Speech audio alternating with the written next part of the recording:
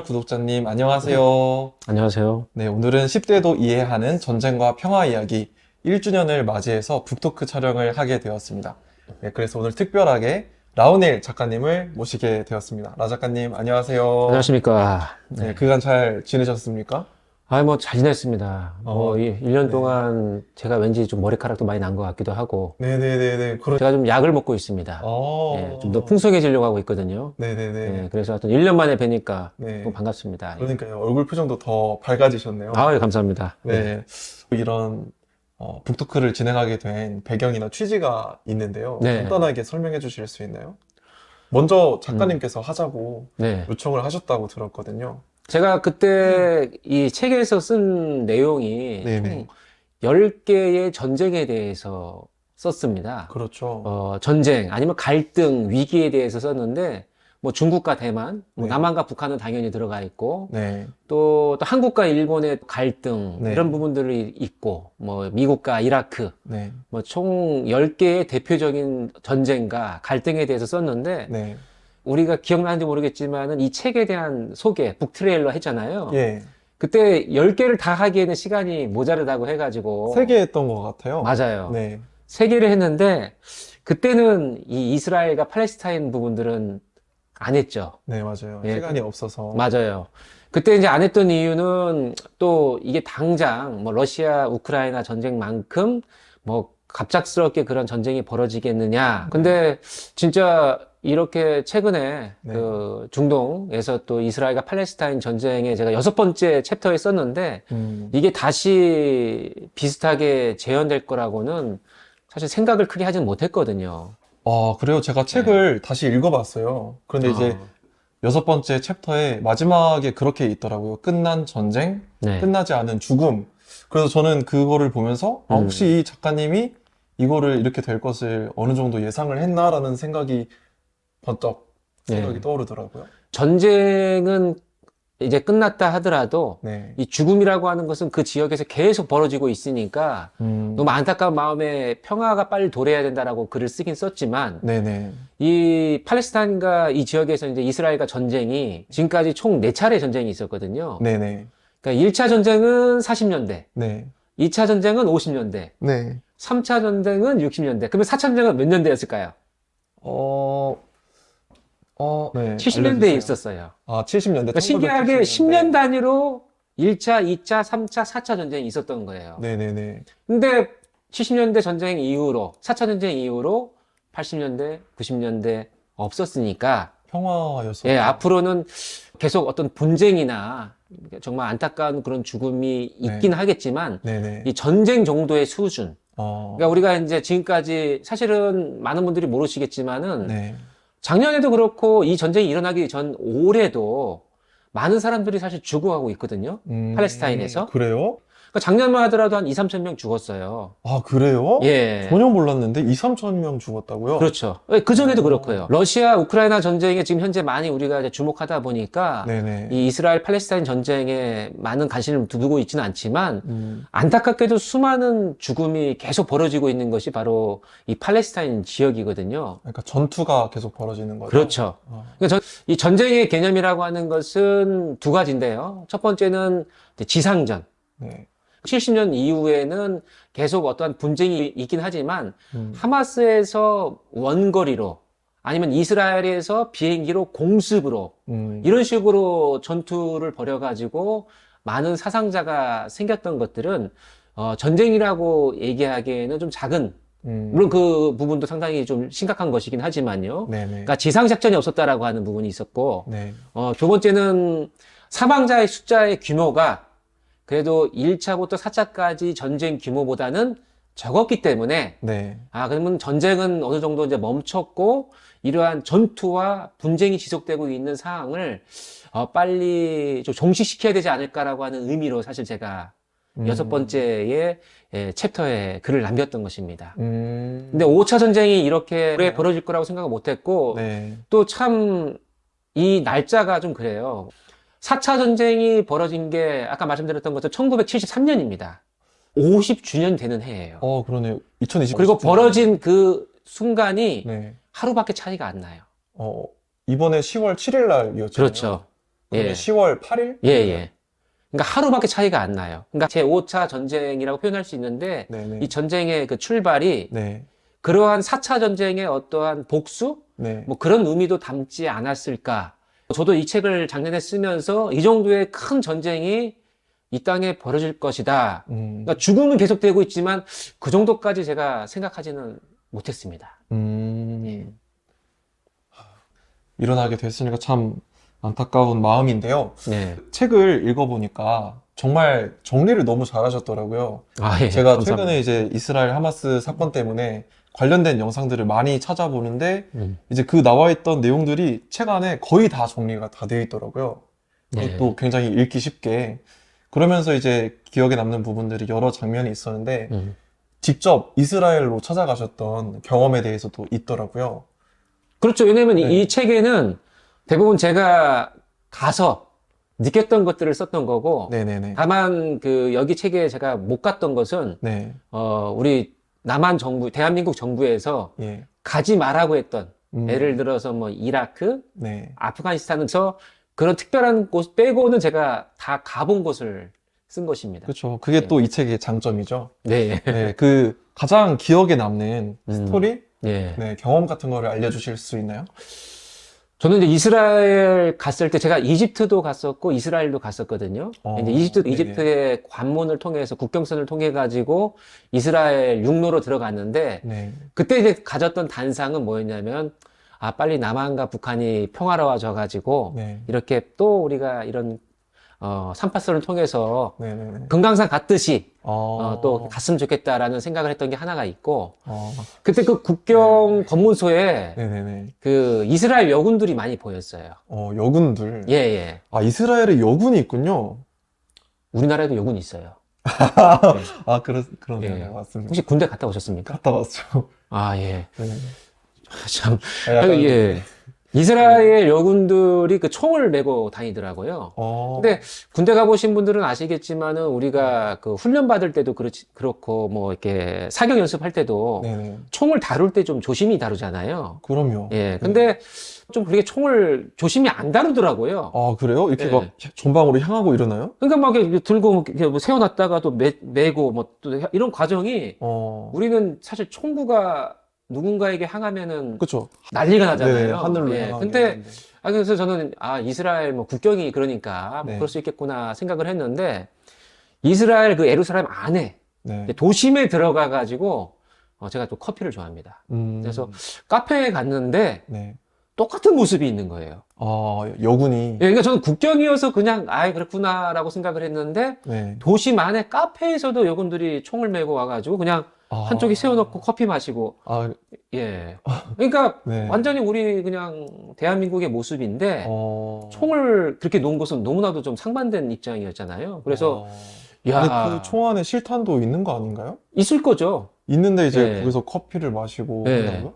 그러니까 우리 군대 갔다 오신 분들은 이제 전문 용어로 조종간 안전 이렇게 해가지고 발사가 안 되게끔 한다고 하지만 네네. 그거를 너무 그냥 편하게 총을 놓고 다니는 거 보면서 야 여기가 진짜 전쟁이 언제든 일어날 수 있는 곳이구나라고 하는 것을 한 가지 느꼈고 두 번째는 제가 소속해 있던 부대가 백골 부대라고 말씀드리잖아요. 해골 부대. 근데 저희는 이제 GP 쪽에 있었거든요. 그러니까 38선 쪽에 있단 말이죠. 네. 그러면 가면은 철책이 일반인들은 잘 모르지만은 삼중 철책이고 상당히 높잖아요. 삼중 철책이 뭔가요? 그러니까 철책이 네. 세 개가 있는 거예요. 예, 1단, 하나, 2단, 두 단, 3단. 예, 그걸 삼중 철책이라고. 아하. 사실 GOP나 GP 같은 경우는 민간인들이 못 들어가잖아요. 그쵸. 예, 그러니까 일반적인 접근이 안 되는 곳인데 네네. 제가 갔던 곳은 그 예루살렘 근처에 그 지금의 가자지구 말고 반대쪽에 네. 서안지구, 네네. 웨스트뱅크라고 하죠. 거기를 우연히 지나가게 됐는데 장벽이 진짜 높은 거예요. 와, 어떻게 이 예루살렘이면은 그 거의 수도와 같잖아요. 아주 번화한 도시인데 민간인들이 관광객이 엄청 많죠. 네. 근데 그 근처에 이렇게 우리 삼중 철책보다 훨씬 높고 철책은 그래도 보이지 않습니까? 네, 멀리 있으니까. 네, 보이잖아요. 이게 그 철책이라고 하는 것이 상대방이 보인단 말이에요. 누가 오고 가는지. 근데 여기는 장벽은 완전히 벽이에요, 방벽. 아, 그러니까 앞에 보지도 안 보여요. 못하는. 안에 안 보여요. 그러니까 그 팔레스타인이 이제 거기에서 살고, 물론, 유대인들도 거기에서 일부 살긴 살지만, 네. 야, 이렇게 7m, 8m가 되는 이 장벽이 모든 서한 지구를 감싸고 있고, 네네. 그것을 아주 가까이서 도심에서 볼 수 있는, 그게 저는 너무나도 좀 약간 소름 끼치고, 되게 위압감이 엄청 컸을 것 같아요. 이런 벽이 있으면. 그렇죠. 네. 그러니까 저는 삼중 철책보다 더 큰 위압감을 거기서 느꼈습니다. 네.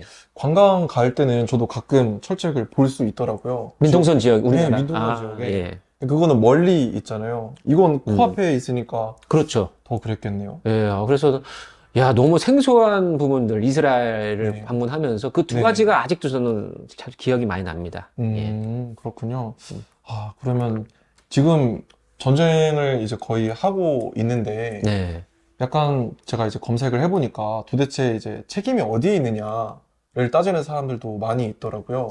어떤 그러니까 이스라엘이 책임이요? 책임이 예. 있느냐, 전쟁의 책임이 팔레스타인에 있느냐, 이렇게 하기도 하고, 음. 또 뭐 양비론처럼 뭐 책임을 두 쪽으로 다 하는 사람들도 있던데, 좀 어떻게 생각을 하면 좋을까요? 어디가 더 책임이 있느냐? 네네네, 그쵸. 아, 그러면 사상자가 발생을 했으니까 수습을 해야 되잖아요. 아마 지금 나오는 그런 주장은 아마 책임 소재에 대해서 얘기하는 크게 두 개겠네요. 지금 하마스가 이스라엘을 지금 침공했으니까, 그 수많은 또 인질들을 데려갔고, 예. 지금 몇천 명이 되는 사상자가 생겼으니까, 다른 걸 막론하고 이것은 하마스의 가장 큰 책임이다. 아니면 또 다른 쪽에서는 하마스가 왜 이렇게 했겠냐. 이스라엘이 지금까지 수천 명씩 매년 그렇게 팔레스타인을 죽이고 여러 가지 어떻게 보면은 압력을 행사하는 그 과정이 있었지 않느냐. 네네. 그러니까 먼저 누가 했냐? 이스라엘 아니냐. 이런 식으로 어디가 상대적으로 더 큰 책임이 있다라고 주장하는 것들이 있죠. 근데 저는 그러한 얘기가 어떻게 보면은 뭐 이것도 좋고 저것도 좋고의 그런 양비론을 얘기하는 게 아니라 의미가 없는 논의 같아요. 의미가 없다. 예, 이거는 지금 이스라엘도 그렇고 팔레스타인도 그렇고 네. 계속 그냥 한두 명이 아니라 네. 수십 명, 수백 명, 수천 명이 현재도 지금 네.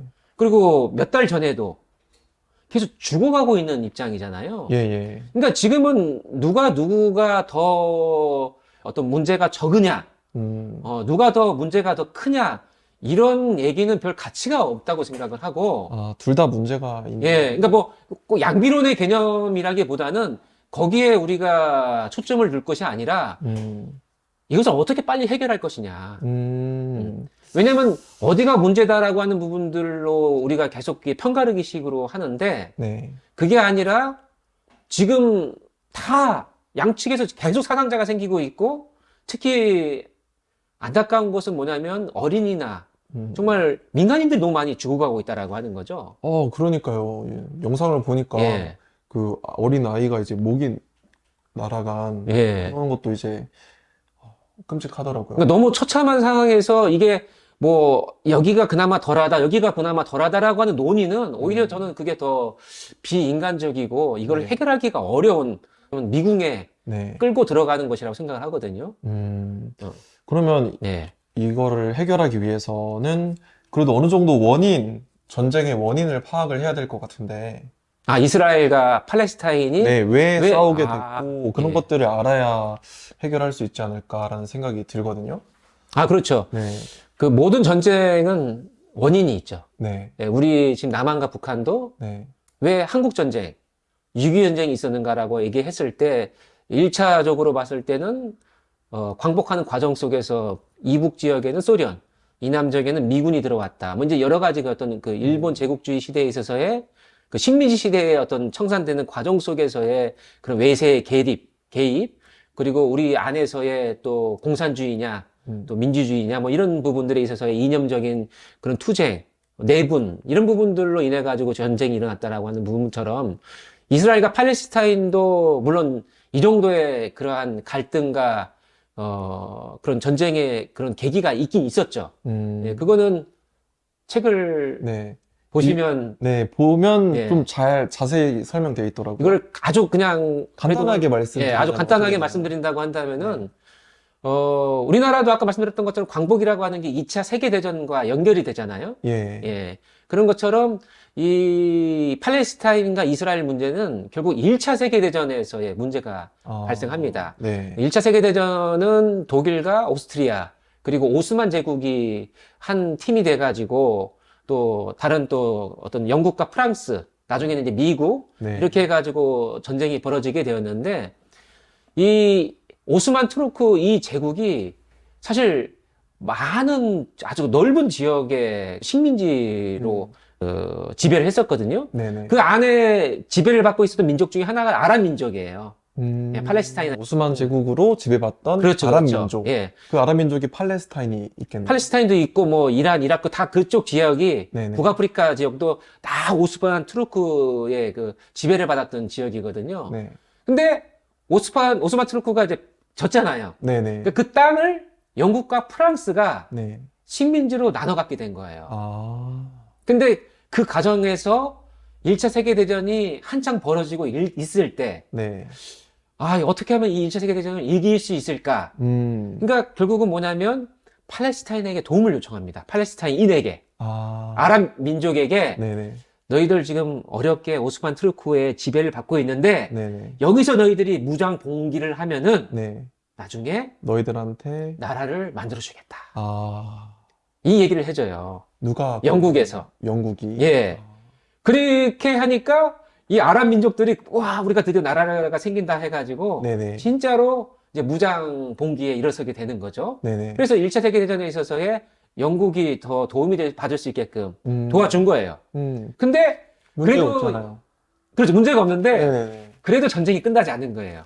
아. 그래서 더 많은 도움을 받기 위해서 이번에는 영국이 이스라엘 유대 그때는 이스라엘 아니죠. 네네. 유대인들 너희들 그 팔레스타인 지역 땅에 네. 나라 만들고 싶지. 어. 그러면 너희들이 우리에게 돈이랑 그리고 미국이 아직 참전을 하지 않았는데 네네. 너희의 그 네트워크를 활용해서 미국 참전까지 너희가 해줘라. 그러면 우리가 아. 영국 입장에서 너희들에게 나라를 만들어주겠다. 그러니까 영국 입장에선 전쟁을 치르는 돈이나 네. 미국의 지원 이런 게 필요했었던 그렇죠. 거군요. 예. 이제 이중 계약을 한 거예요. 이중. 전세 계약을 하는데 네네네. 이쪽 집도 전세 계약을 하고 집주인이 같은 집 안에 이쪽 다른 가정도 우리 집에 전세 들어오라고 한 거예요. 어떻게 둘 다 살아요? 돈을 받은 거예요. 한 명이 나가야지. 근데 둘 다 이제 들어온 거예요. 이삿짐 센터 해가지고 이제 짐을 딱 놨는데 네. 그제서야 알게 된 거예요. 집주인 한 명에 전세자 두 명. 그렇죠. 건가요? 그러니까 집주인은 어떻게 하다 보니까 이렇게 좀 어. 됐는데 그렇다고 해서 누구 한 명을 포기시킬 수 없으니까 돈은 다 받았고. 그렇죠. 그러니까 그냥 둘이 같이 살아라. 그게 지금의 이스라엘과 팔레스타인의 네. 상황이네요. 그렇죠. 근데 엄밀히 말하면 네. 조금 더 자세하게 설명하면 이미 팔레스타인이 네. 살고 있었던 지역이잖아요, 여기가. 팔레스타인에게도 약속을 하고 네. 유대인들에게는 새롭게 살 수 있는 권한을 주겠다고 약속을 하고 네. 그러니까 이중 계약이 된 거잖아요. 그러니까 근데 영국이 이것을 수습을 못 하니까 네. 그냥 둘이 같이 살아라. 그러면- 런했네요, 그냥. 그렇죠. 그러면 여기서 이제 누가 불만이냐? 음. 팔레스타인이 불만이죠. 음. 왜? 갑자기 새로운 유대인들이 오니까 네네. 안 그래도 불만이란 말이에요. 유대인들도 불만 아니에요? 그렇긴 하죠. 네. 그래도 없던 것이 생기는 거니까. 그 당시 이 팔레스타인 지역은 그 팔레스타인 사람들이 네. 거의 다 점유하고 있었던 거거든요. 네네네. 어떻게 보면 유대인들이 이방인과 같은 입장이었어요. 그러니까 팔레스타인 입장에서는 계속 자기들이 점유했던 곳이고 네. 유대인들이 조금 살긴 살았지만 이제 거의 동등한 입장에서 준다고 하니까 예를 들어서 이 집은 방이 10개예요. 그러면 팔레스타인 입장에서 생각한다면은 방이 10개인데 그냥 우리가 10개 다 쓰고 있었단 말이에요. 근데 하나 정도를 그냥 유대인들에게 주고 9개를 쓰게 하면은 그나마 100번 양보해가지고 그냥 못 이긴 척 할 수 있었을 텐데 영국 나중에 이제 영국이 손 털고 나가니까 유엔이 개입을 했거든요. 유엔의 이전에 어떤 중재안은 뭐냐면 반반. 5대5. 예. 5개는 팔레스타인, 5개는 이스라엘. 네. 그러니까 팔레스타인은 엄청 화가 난 거죠. 그죠. 유대인은 한 개여도 짜증 날 텐데. 그렇죠. 5개면 예. 더 그러겠네요. 그러니까 유대인들은 그래서 자, 영국이 약속했고 유엔이 오케이 했으니까 바로 1948년. 네. 그러니까 1948년은 잘 아시겠지만은 우리 대한민국의 정부가 또 출범한 게 48년도예요. 그렇죠. 그러니까 2차 세계대전이 끝나고 나서 약소 민족들의 그 식민 지배를 받았던 민족들이 다 이제 국가를 새롭게 만들고 있는 과정이고, 우리 남한도 그렇고, 심지어 북한도 그때 정부가 이제 수립이 되는 거죠. 네. 이스라엘이 그때 수립이 되는 겁니다. 아. 그런데, 같은 해에 태어난 거네요. 그렇죠. 그러면. 예. 참 신기하네요. 네. 네. 그런데 네.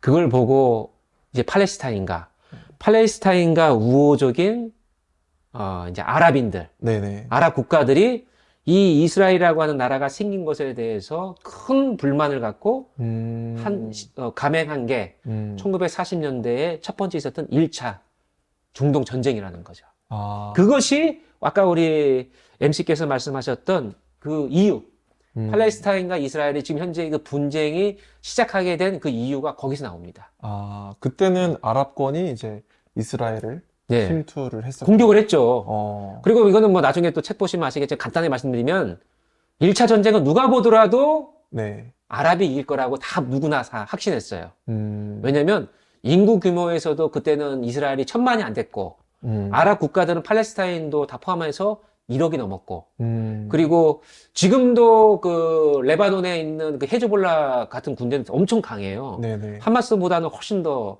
앞서는 그 군사를 갖고 있거든요. 네. 그러니까 왜냐면은 영국의 식민지였기 때문에 그만큼 네네. 군사도 발달이 많이 돼 있었단 말이에요. 아, 레바논이 영국의 식민지여서. 그렇죠. 네. 그 당시에. 네. 예, 근데 이스라엘은 그냥 어중이 떠중이 이제 막 들어오라고 해서 들어왔던 뭐 입장이란 말이에요. 그러니까 변변치 않은 뭐 훈련과 변변치 않은 무기였죠. 네네. 그러니까 당연히 1차 중동 전쟁은 무조건 아랍이 이길 거라고 생각했었는데 네. 했는데. 그러니까 유대민들의 그들의 표현으로는 하나님이 보호하사. 이 골리앗과 다윗의 싸움에서 두 번째로 다시 다윗이 이겼다. 라고 하면서 그 전쟁을 이기게 됩니다. 이스라엘이 이겼군요. 그렇죠. 그래서 2차, 3차, 4차 전쟁을 하면서 원래는 절반이었던 유엔의 어떤 중재안이 절반이었는데 네. 그것을 계속 이스라엘 전쟁을 이겼으니까 더 영토를 확장. 넓히고 팔레스타인이 유엔에게 받았던 것은 네. 물론 그것도 불만이었지만 네네. 5개에서 3개, 2개, 1개로 지금 완전히 그냥 가자지구와 서한지구 조금 네. 이렇게 남은 게 현재의 모습인 거예요. 아. 전쟁에서 계속 졌기 때문에. 네네네. 예. 그러면 요약하자면 이제 영국이 1차 세계대전 때 약속을 두 국가한테 했고 그걸로 인해서 엄밀히 말하면 두 민족이라고 해야겠죠. 두 민족에게 국가가 아니었으니까. 했고 네. 한 집에 두 집 살림을 하게 된 것이 맞습니다. 전쟁의 이유라는 거네요. 그렇죠. 예. 그러면 이제 앞으로가 어떻게 전개될지가 참 궁금한데요. 예. 어떻게 될 거라고 보시나요? 우선은 이 전쟁은 네. 물론 이제 이스라엘이 먼저 공격을 받은 입장이나 이번 전쟁에 한해서 그렇죠. 민간인이 예. 그 공격을 받았죠. 예. 그리고 지금 현재 이스라엘이 정치적으로 봤을 때 현재 그 총리가 네타냐후 총리인데 네. 상당히 그 강경파예요.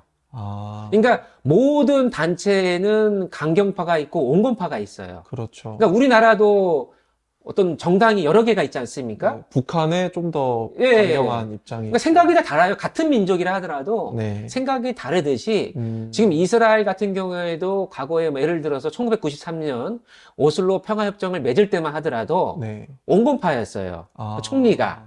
그래서 우리 그냥 팔레스타인과 평화롭게 살자. 좋게 예, 좋게 행복하게 하자. 하자. 그러니까 뭐 서한지구도 그냥 아예 다 내어주고 네. 우리 이스라엘은 이스라엘 땅 좀 이렇게 적다 하더라도 거기서 이렇게 서로 갈등 일으키지 말고 살자. 그렇게 해가지고 심지어 그 해에 노벨 평화상을 받았거든요. 근데 그때 그 노벨 평화상을 받았던 그 온건파 이스라엘 총리가 네. 암살을 당합니다. 누구한테냐? 이스라엘 강경파 사람한테. 같은 민족 내에서. 같은 민족이죠. 예. 같은 국가. 네네. 그러니까 그만큼 이스라엘 안에서도 네. 이 팔레스타인이나 이 중동에 대한 그런 부분들에 대한 생각이 사실 많이 갈려져 있는데 최근에 이렇게 중동 문제가 아까 말씀드렸던 것처럼 재작년 계속 그 사망자 숫자가 많이 늘어난 것은 뭐냐면 강경파 네. 강경파의 총리가 지금 현재 모든 그 군사나 여러 가지 정치적인 면을 움직이고 있기 때문에 더 강하게 지금 했던 거거든요. 그래서 지금 현재까지 이 부분이 나와 있고, 그러면은 지금 현재 전쟁, 임시 내각을 현재 구성해가지고 네. 지금 빨리 이것을 복수를 해야 된다. 지상전이 가장 큰 개념이거든요. 지상전, 즉, 뭐 탱크나 군인들이 그 육지로 해가 들어가는 거기서 엄청나 많은 희생이 벌어질 것이다. 이게 이제 국제사회에서 다들 이제 걱정하고 있는 부분이고, 네네. 그러니까 이스라엘은 이제 복수는 하긴 해야 돼요. 그들 입장에서는. 근데 이 전쟁이 전통적인 전쟁이 아닌 게 네. 시가전이 벌어지고 있고, 그리고 또 누가 군인인지를 알 수가 없어요. 전통적인 전쟁이라고 한다면은 전장이 구분이 되고 그 군인이 구분이 돼요. 군인과 민간인이. 네네. 근데 지금 이 가자 지구에서의 지상전은 전장이 구분이 되지 않아요. 병원이 될 수도 있고 학교일 수도 있고, 그리고 군인도 이게 어린이가 될 수도 있고, 하마스가 얼마든지 그런 주변에 들어가서 함께 싸울 수 있거든요. 그리고 네. 그 인질로 삼아서도 그럴 수 있고. 그러니까 전쟁을 하기가 어렵다는 말씀이네요. 이스라엘 입장에서. 완전히 어렵죠. 네. 근데 그 제가 보니까 이스라엘 지도를 봤을 때 가자 네. 지구가 굉장히 작더라고요. 이스라엘 사실 되게 군사력이 강한 나라 중에 하나잖아요. 예, 그렇죠. 작은 땅이어서 금방 공격할 수 있지 않을까라는 생각이 들었는데, 그 음, 가자 지구 크기가 어느 정도 되는 건가요? 가자 지구 크기, 여기가 이제 서울이지 않습니까? 네, 예. 네. 서울의 한 절반 정도 돼요. 저- 가자 지구. 네. 그 가자 지구의 반대편인 그 서안은 그래도 서울과 거의 비슷한 크기. 팔레스타인들이 살고 있는 곳이 가자 지구는 서울의 절반. 그리고 팔레스타인들과 또 유대인들이 살고 있는 그 서안 지역은 서울보다 아주 조금 작은 그런 크기가 있고, 네. 가자 지구에는 현재 한 250만 명 정도의 팔레스타인이 살고 있고, 서안 지구에는 한 300만에서 한 330만 명. 근데 거기 아까 말씀드렸지만 유대인들도 같이 산다고 했잖아요. 유대인 정착지. 거기 유대인 정착지에는 한 60만 명의 유대인들이 살고 있어요. 그러니까 좀 서안 지구가 좀 더 크고 상대적으로, 네네네. 가자 지구는 좀 작은데, 네. 여기 가자 지구가 물론 작아요. 작으니까 군사 작전하기 쉬운데, 벌판이면 쉬운데, 네. 많은 건물들이 있잖아요. 서울처럼. 예, 그 민간인들 막 섞여 있고, 음, 게다가 한 200명에서 300명의 인질을 지금 잡아갔지 않습니까? 네네네. 그러니까 그런 상황에서 전통적인 전쟁을 수행하기가 네. 어렵다. 그러니까 이게 아마 국제법적으로 이게 사실 인도적인 문제에 이스라엘이 직면할 수 있고, 민간인을 죽이면 안 된다고 하는. 그렇죠. 왜냐면은 제2차 세계대전이 끝나고 난 제네바 협약을 통해 가지고 예. 아무리 그래도 민간인을 살상해서는 안 된다. 전쟁 기간 동안에. 근데 먼저 하마스가 민간인을 죽인 거잖아요? 악마에 의해서 악마가 되어서는 안 되죠. 그렇죠. 예. 네. 이게 우리 국제사회가 네네. 1차 세계대전, 2차 세계대전을 경험하면서 네. 전쟁에서도 최소한의 마지노선이 있다라고 보는 거죠. 눈에는 눈, 이에는 이라고 그렇죠. 하는데, 예. 여기서는 안 된다. 그렇죠. 인류 문명이 그만큼 발전한 거예요. 심지어 그 상대방이 군인이라 하더라도 군인이 투항 의사를 밝히면 그때는 더 이상 고문이나 사살을 해서는 안 됩니다. 이 제네바 협약에 따르면. 그러니까 그것이 지금까지 발전돼 가지고 지금 현재 우리 국제사회의 전쟁법으로서, 그러니까 지금 바이든 대통령이 미국 대통령이 지금 중동에 급하게 간 것도 이게 그런 부분들이 많이 좀 문제가 될 수 있는 소지가 있기 때문에 중재를 하기 위해서 간 거거든요. 이 중재도 어려울 것이고, 이스라엘이 이 지상 작전을 했을 때도 이런 국제법적인 문제와 함께 이스라엘 군인도 상당히 많이 사망할 수 있다. 그러니까 아마 지금 상당히 지금 국제적인 우리가 지혜를 모으고 네. 고민을 해야 될 부분이라고 생각합니다. 그렇군요. 저도 뭐 공부를 해보니까 여러 가지 그 뉴스를 보게 됐는데, 네. 거기서 하는 전쟁의 원인에 대한 이야기가 그런 이야기가 있더라고요. 그 팔레스타인 안에 하마스라고 하는 네. 그 극단적인 이제 세력이잖아요. 예, 예. 거기가 침공을 한 이유는 그 이스라엘과 사우디아라비아가 좀 친해지려고 하는 그런 관계에서 최근에 수교할 준비를 하고 있었죠. 그렇죠. 예. 그거를 막기 위한 목적도 있었다라고 하더라고요. 네, 맞습니다. 그래서 예. 그런 점에서 이제 또 음. 볼 수도 있지 않을까라고 생각이 들더라고요. 그렇죠. 그러니까 이 중동은 너무 여러 가지 문제가 중첩적으로 지금 겹쳐 있어요. 여러 나라가 있잖아요. 예. 그리고 이란이라고 하는 나라는 사실 아랍이 아니에요.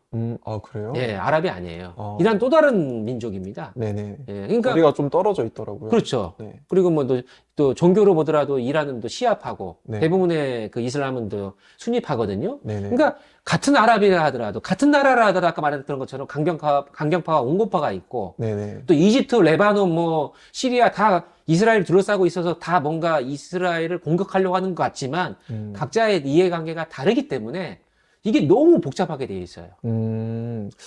아, 갑자기 이제 드는 질문이 있는데요. 네, 지금 그 한 땅에서 같이 못 사니까 서로 전투를 하고 전쟁이 나는 거잖아요. 그렇죠. 네, 어쨌든 근본적으로는 종교가 서로 다른 걸로 알고 있어요. 예, 예. 유대. 그런데 저는 사실 이 두 종교가 문화적으로도 정말 많이 다른가? 그런 생각이 들거든요. 왜냐면 뭐 성서상에는 아브라함부터 같은 그 뿌리를 가지고 있는 거잖아요. 많이 다른가요? 본인들은 많이 다르다고 이제 생각을 하는데 네네. 그 교리를 같이 한번 보면은 네네. 그 교리 관련해 가지고 그 비교한 그런 책이 있어요. 네. 세계 경전이라고 하는 책이 있는 걸로 알고 있는데 수많은 그 종교의 교리의 핵심적인 내용이 무엇일까?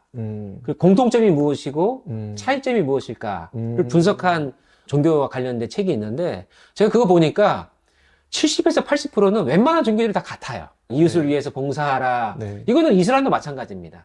유대교도 마찬가지고. 그리고 그들이 따르고 있는 중간에 어떤 선지자가 상당히 많이 겹치죠. 아브라함까지는 다 겹쳐요. 네네. 기독교, 이슬람, 뭐 유대교. 네. 근데 그 이후에 조금 차이가 있는 거죠. 네. 그런 종교적인 부분들로 이렇게 죽고 죽이는 것을 할 정도냐.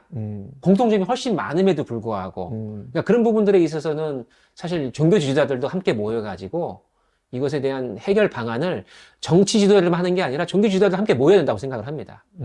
그리고 과거에 그 자료를 보면은 그런 종교 지도자들이 모였던 그런 몇 가지 사례가 있어요.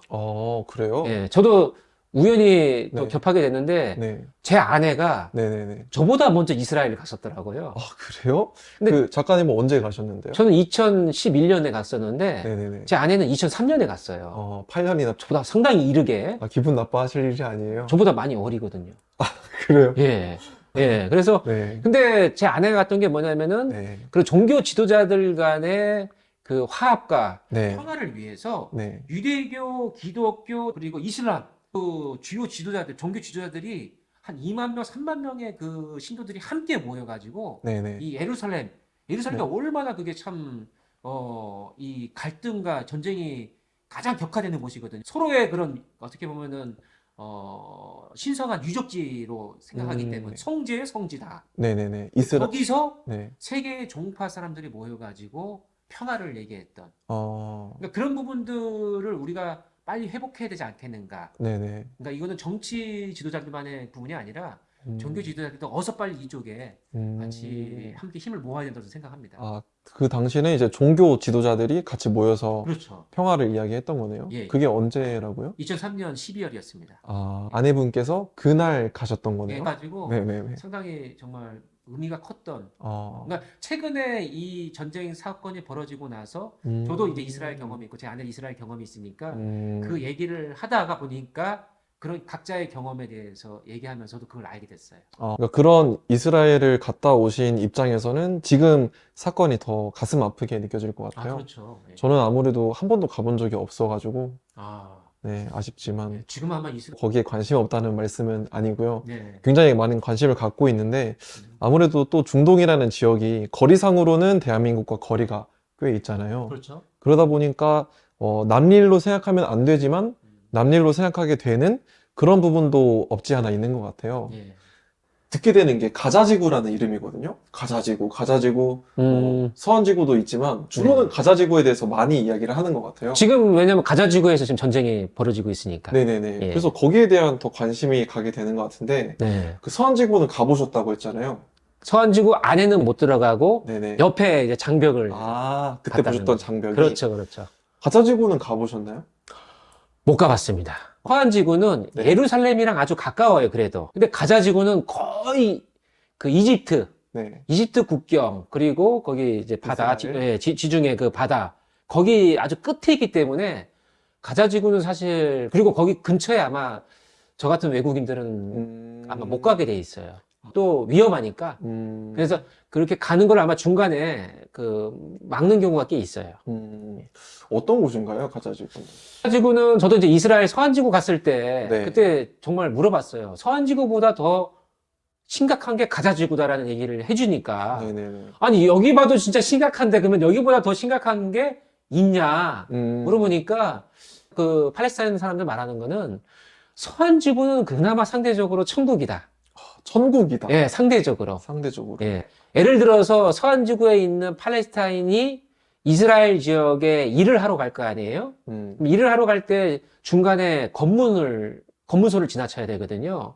그러면은 예를 들어 서한지구는 한 30분이면 그냥 통과할 수 있다. 네네. 뭐 신원을 보고 뭐 우리 표현으로 하면 주민등록증 보고 네. 그리고 뭐 이렇게 또 이렇게 몸 수색하고 네. 이런 과정을 거친단 말이에요. 네네. 사실 2시간 넘게 걸려요. 아, 그 벽을 하나 넘어가는데. 훨씬 더 그 검색이 더 강하고 음. 그리고 시간이 더 걸리고 음. 그리고 그만큼 삼엄한 경비가 되고 있는 곳이죠. 그러니까 팔레스타인 전체의 1인당 GDP를 보면은 들쑥날쑥하긴 하지만 평상시에 보면은 한 3,000달러 정도 해요. 3,000달러. 3,000달러. 1인당 GDP가. 그러니까 3,000달러라고 한다면은 어디랑 비슷하면은 네. 한 이집트랑 비슷해요. 이집트. 네네. 그러니까 아주 낮지는 않아요. 네. 낮지는 않은데 근데 그게 서안이 높고 아, 가자지구는 가자지구는 낮고. 아주 낮아. 그게 평균값이 3,000달러라고 하는 거죠. 아. 그럼 가자지구의 사람들은 그러면 250만 명 정도가 있는데 네네. 뭐 먹고 사냐? 네. 이렇게 이제 얘기할 수 있잖아요. 네, 250만 명이면 적은 수. 그러니까 여기 가자지구는 농사를 지으긴 하지만 우리처럼 뭐 벼농사 뭐 이런 농사 짓는 게 아니고 그 특수한 작물 올리브나 뭐 대추 그 자두 배추. 대추 같은 거 네. 그런 거 몇 개밖에 자라지 않아요. 아. 그러니까 그 농사는 그렇게 되고 네. 이렇게 어떤 분쟁이 있지 않을 때 그 가자지구 안에 있는 팔레스타인들이 네. 이스라엘 쪽으로 넘어와서 네. 공장에서 일을 하고 네. 다시 돌아가요. 아. 그렇게 해가지고 돈을 버는데 네네. 나갈 때 2시간, 들어올 때 2시간. 아니 교통 시간이 아니라 검색 시간이. 그러니까 새벽 3시에 일어나가지고 나가야 되고. 와, 진짜 힘들겠다. 네. 집에 들어오면은 뭐 밤 10시고. 네. 제가 지금 출퇴근을 1시간 반씩 하고 있거든요. 아, 그래요? 네네. 그것보다 훨씬 심하네요. 아, 그렇죠. 근데 뭐 검문을 받진 않잖아요. 네. 검색은 이걸 뛰어넘는 이유가 뭐냐면 상황이 안 좋아질 수 있잖아요. 네네. 로켓포가 만약 발사를 했어. 그럼 어떻게 할까요?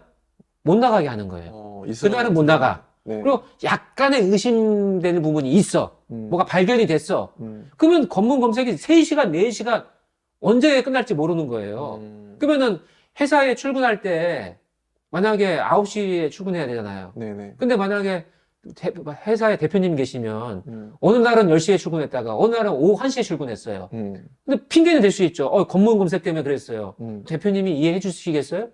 이해를. 잘 안 해주죠. 네. 그러니까 그런 모든 실생활에 있어서의 계속 그 어려움을 갖게 돼요. 그런데 그 250만 명이 다 예.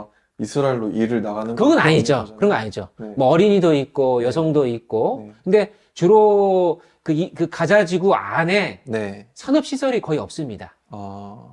어느 정도 없냐면은 물과 전기도 그 안에서는 발생하지 않아요.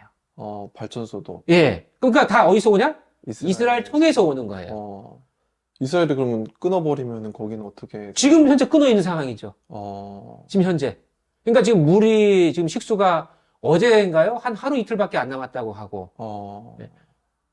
왜 이스라엘이 그걸 끊냐면은 그 통로를 통해서 무기들이 다 들어간 거 아니냐라고 의심을 하는 거예요.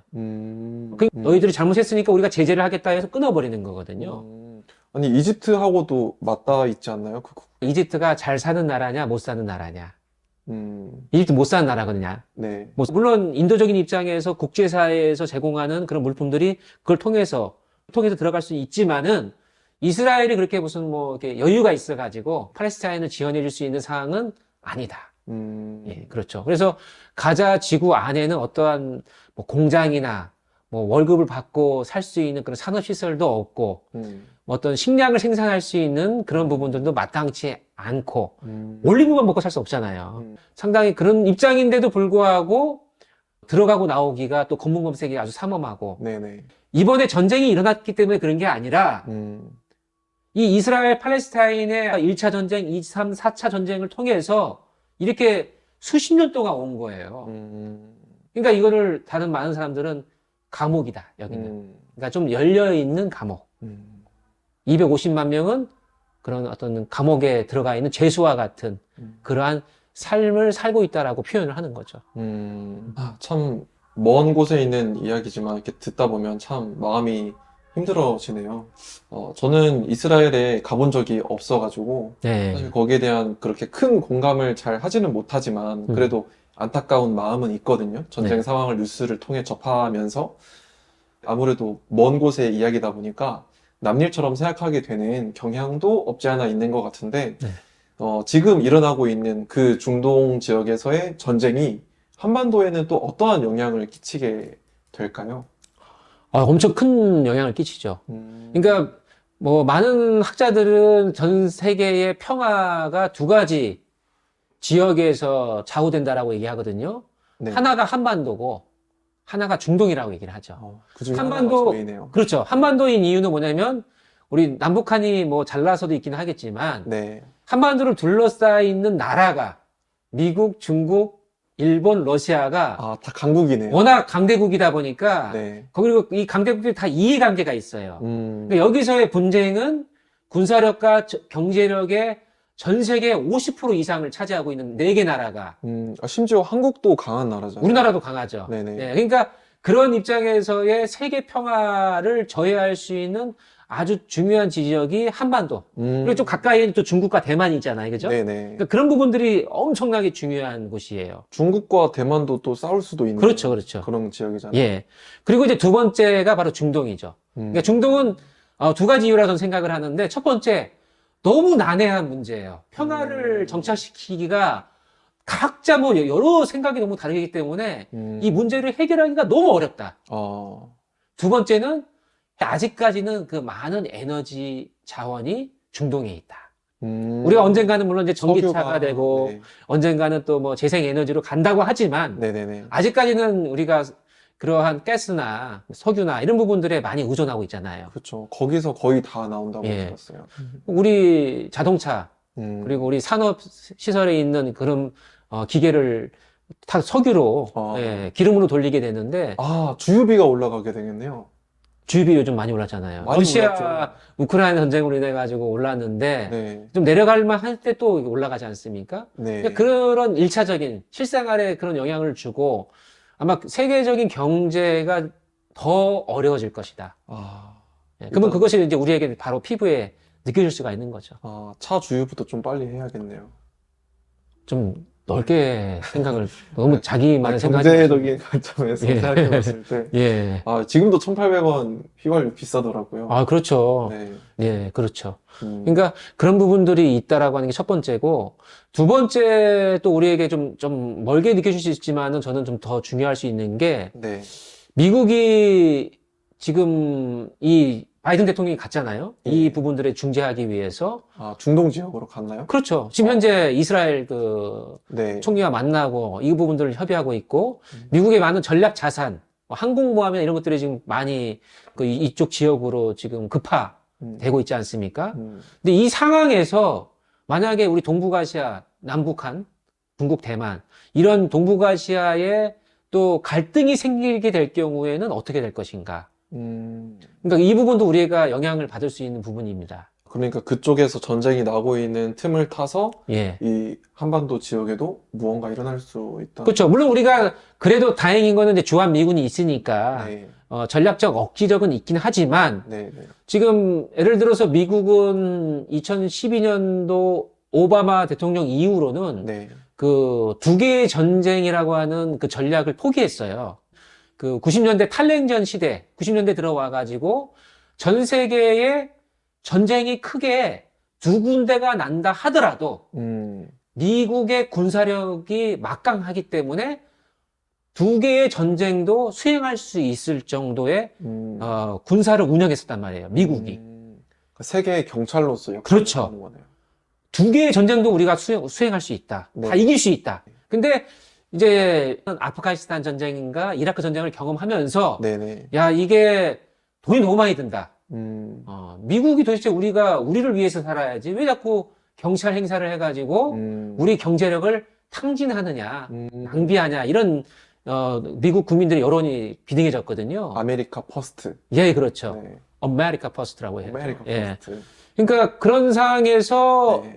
지금 미국의 군사력이 많이 좀 줄어들었거든요. 그러니까 두 개의 전쟁이 아니라 이제 한 개의 전쟁도 할까 말까예요. 중동에 개입하지 않겠다는 거예요. 그때도 되게 놀랐었잖아요, 사람들이. 그렇죠. 우리나라 교민들도 어떤 그 긴급 작전 해가지고 겨우 오게 했잖아요. 아프가니스탄에. 네. 또 우리나라를 또 협력했던 아프가니스탄의 난민들도 우리가 함께 태우고 왔잖아요. 근데 그게 바로 2년 전이란 말이에요. 그러니까 미국이 다 손 떼고 있단 말이죠. 근데 만약에 지금 이렇게 군사력과 여러 가지 그 힘이 약화되는 상황에서 그나마 지금 이 중동의 문제를 좀, 완화시켜야 되니까 여기에 힘을 쓰리고 있는데 만약에 북한과 중국이 네. 현재 이 동북아시아에서 뭔가 또 갈등을 일으키게 됐을 경우에 미국이 여기에 그만큼 힘을 발휘할 수 있을 것인가. 우리 대한민국의 안보에 있어서도 영향을 준다. 라고 하는, 예, 주한미군이 있어서 다행이긴 하지만 그래도 이 부분에 있어서는 더 긴장감이 높아질 수밖에 없는 상황이다. 네, 생각을 합니다. 네. 그렇군요. 네. 그리고 나가서 이제 우리는 이제 그 통일에 대해서 우리가 얘기를 많이 하잖아요. 네, 북한 주민들이 너무 안타깝다. 네. 북한 주민들에 대한 인권. 같은 우리가 인간으로서, 꼭 우리 민족으로서만이 아니라 인간 대 인간으로서의 우리가 인권을 생각을 하잖아요. 그렇다고 한다면은 지금 그 인권이라고 하는 것을 저는 우리 중동에까지 가져가야 된다고 봐요. 뭐, 그냥 동등하게, 뭐, 같은 조건으로 봤을 때 우리가 북한 주민의 인권에 대해서 안타까워하고 있는데 지금 북한의 상황과 가자 지구에 있는 팔레스타인 사람들의 상황을 비교해 봤을 때 더 힘들겠죠. 더 어려울 상황일 수도 있다고 보는 거예요.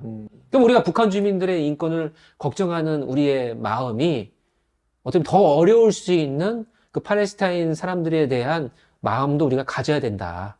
이스라엘 사람들에 대해서. 이스라엘 사람들도 마찬가지로 네, 가져야 네, 되고. 네. 그래서 우리가 이 평화에 대한 그 노력이 우리 한반도에서만 평화로우면 된다라고 생각하지 않잖아요, 우리가. 그렇죠. 예. 그러니까 이러한 극심한 분쟁 지역에 있어서 또 하나의 분쟁 지역인 우리 나라 사람들도 그런 분쟁 지역의 사람들을 걱정해주고 함께 연대해야 되는 부분들이 전 필요하다고 생각을 합니다. 예. 그렇군요. 그러면 이제 그 북토크 내용을 마무리를 하면서 정치 지도자들이 모여가지고 이것을 해결하기 위해서 노력을 하고 있어요. 네. 특히 인질이 많이 또 잡혀간 뭐 20명 이상 잡혀간 그런 국가 같은 경우에 뭐 태국도 있고 지금 어떤 한 나라만의 고민이 아니고 중동에만의 고민이 아니거든요. 왜냐하면 그 침공을 당한 그 이스라엘 그 지역에 그 이주민 노동자로 태국 사람들이 많이 가 있었다가 이번에 인질로 많이 또 잡혀간 거예요. 네네. 그러니까 그 인질의 국적이 한 20개, 30개 국가 이상 됩니다. 그렇죠. 미국 사람들도 많이 있고요. 그러니까 그런 부분에 있어서 전 세계 고민이라고 생각을 해야 되고 특히 또 이거는 국가 지도자만의 고민이 되어서는 안 된다고 생각을 합니다. 이스라엘과 팔레스타인의 이 분쟁의 문제는 여러 가지 문제들이 함께 겹쳐 있기 때문에 사실 많은 어떤 분야에서 또 이와 관련된 부분들에 있어서의 고민을 함께 해야 된다고 봐요. 정치인도 네. 그리고 국제적인 그런 NGO, 그리고 유엔 산하의 또 여러 가지 관련된 그러한 기구들 다 함께 이 부분들에 있어서 이게 얼마큼 되겠어라고 생각하는 것이 아니라 이 문제를 어떻게든 1%, 2%라도 헤쳐나간다라고 하는 입장에서 우리가 함께 뜻을 모아야 된다고 생각을 합니다.